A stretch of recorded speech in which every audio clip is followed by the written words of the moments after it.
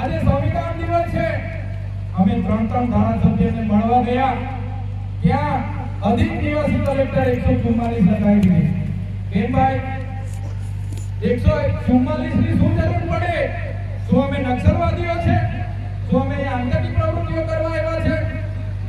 એટલા માટે કેમ છું, આવા નિવાસી કલેક્ટરોને પણ આવનાર દિવસોમાં કોર્ટમાં લઈ જવા માટે આપણા વકીલો મનમાની ચલાવી રહ્યા છે. આદિવાસીઓની સેવા માટે તમે મૂક્યા છે અને આદિવાસીઓની સેવા કરવાની જગ્યાએ જી હુજુરી ગુલામી કરી રહ્યા છે. આ લોકો એમને ક્યારે ચલાવવામાં આવશે નહીં. આ વિસ્તારમાં શાળાઓમાં બાળકો આજે જતા નથી જાતિના દાખલાના કારણે. આજે કેટલીક શાળાઓમાં એક શિક્ષકથી ચાલે છે. ઘણી જગ્યાએ પ્રાથમિક શાળાના ઓરડાઓ નથી. આ વિસ્તારમાં નળ સે જલમાં કરોડો રૂપિયાના ભ્રષ્ટાચારો થયા. આજ દિન સુધી નળમાં પાણી નથી આવ્યું ને? આજ દિન સુધી નળમાં પાણી નથી આવ્યું. આ વિસ્તારોમાં જ્યારે પણ જમીનોની જરૂર પડી, જમીનો આ લોકોએ મનમાનીથી છીનવી લીધી. ત્યારે મારા યુવાન સાથીઓ, મારા વડીલોને હું વિનંતી કરું છું, તમે બધા એક થજો. આવનારા દિવસોમાં ખાલી અમને બોલાવજો, અમે અનંતભાઈ પટેલ સાથે અમારી સેવા કરીશું. અમે ક્યારેય કોઈનાથી ડરતા નથી, કોઈનું ખોટું કર્યું નથી એટલે કોઈના બાપથી ડરવાનું નથી. સાથીઓ, આ પરિસ્થિતિ છે આપણી. એક બાજુ દેશની તમામ આદિવાસી યુવા મિત્રો, આપણા સૌ માતા બહેનો ભાઈઓ અરે કલેક્ટર બની ગયા, અરે કલેક્ટર બનીને આદિવાસી સમાજને એવું કહેતા હોય કે એટ્રોસિટીની 90% ફરિયાદ ખોટી હોય, તો અમે આજે એમને પૂછવા ગયા ત્યારે કયા ઉંદરના દરમાં બેન બેસી ગયા એ અમને ખબર નથી. અમે આજે એમને મળવા માટે ગયા, એમને પૂછવા માટે ગયા કે કઈ એટ્રોસિટી એક્ટની ફરિયાદ ખોટી છે, એના પુરાવા તમે રજૂ કરો. પણ એ બેનથી પુરાવા રજૂ ન થયા અને વીસીનું બહાનું કરીને અંદર ઓફિસમાં બેસી ગયા. પરંતુ આદિવાસી સમાજનું લોહી છે, અમે એમના નિવાસી કલેક્ટરનો એની ઓફિસમાં ઉઘાડો લઈ જાય.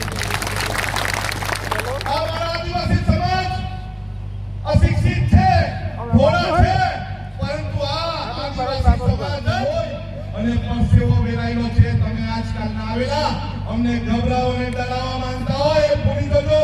હવે આનંદ પટેલ તમારી જોડે છે. એક જાતિના દાખલાની વાત હોય, અપમાન સહન કરવાની વાત હોય, ડરાવવાની વાત હોય, ધમકાવવાની વાત હોય, નીચા દેખાડા કરવાની વાત હોય, એ આજે તમે ભૂલી જજો. 6 તારીખે આપણે સૌએ લુણાવાડાને ઘેરી લેવાનું છે. ઘેરી લેવાનું છે ને? ઘેરી લેવાનું છે ને? આદિવાસી સમાજ અને દલિત સમાજના અપમાનનો બદલો 26 ડિસેમ્બરે લેશું અને લેશું. આપણે કોઈને પૈસાથી બોલાવવાના નથી. આપણે આદિવાસી સમાજના છે. ચાલીને પણ લુણાવાડા આવશું અને લુણાવાડા કલેક્ટર કચેરીનો ઘેરાવો નહીં કરવા દે. આખું લુણાવાડા ઘેરી લેશું. લેશું ને? અરે હાથ ઉઠીને અવાજ બુલંદ કરો.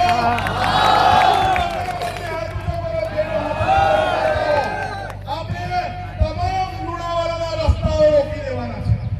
જ્યારે ધરમપુરમાં મેં બહાર તાપી નર્મદા રિવર લિંકની રેલી કરવાની હતી ત્યારે ત્યાંના પોલીસ અધિકારીઓ દ્વારા ધરમપુર જવાના 7 રસ્તા અટકાવી દીધા અને જંગલના રસ્તે પણ ગયા છે અને 50,000 જેટલા આદિવાસીઓ દરેક રસ્તાને બ્લોક કરી દીધા.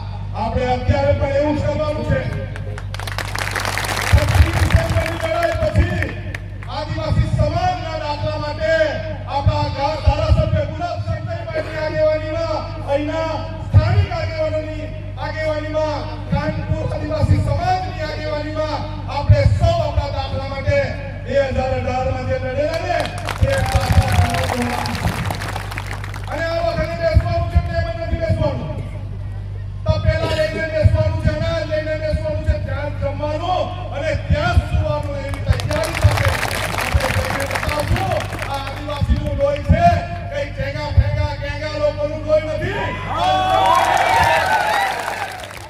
માટે તૈયાર છે. આદિવાસી સમાજનું લોહી છે.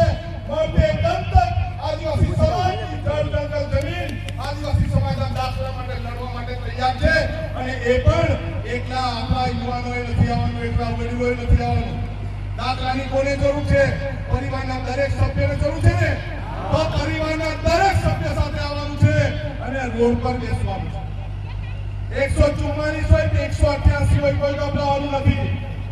આપણે કોણ?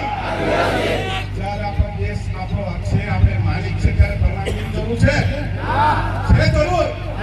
અરે 6 તારીખે આંદોલન નહીં કરવા દઈને તો મહીસાગરની જેલ ભરાઈ જવી જોઈએ. ભરાઈ જોઈએ ને? ભરાઈ જોઈએ ને? આપણે મહીસાગરની જેલ ભરી દેશું, પણ આપણું સન્માન, આપણી અસ્મિતા, આપણી સંસ્કૃતિ અને જો આપણું કોઈ અપમાન કરે એને છોડવાનો છે. છોડવાનો છે. 6મી ડિસેમ્બરે આપણા દલિત સમાજ અને આદિવાસી સમાજનું એકત્રિત આંદોલન છે, ત્યારે તમામે લુણાવાડા ખાતે હાજર રહેવાનું છે. તમારી વચ્ચે આવ્યા છે, તમને બોલાવીને સન્માન કર્યું, તમારો ખૂબ આભાર. જ્યારે પણ જરૂર પડે આનંદ પટેલ તમારી વચ્ચે રહેશે. આનંદ પટેલ તમારી સાથે રહેશે. આનંદ પટેલ છેલ્લા શ્વાસ સુધી આદિવાસી સમાજનો છે અને રહેશે. સૌને જય આદિવાસી. જય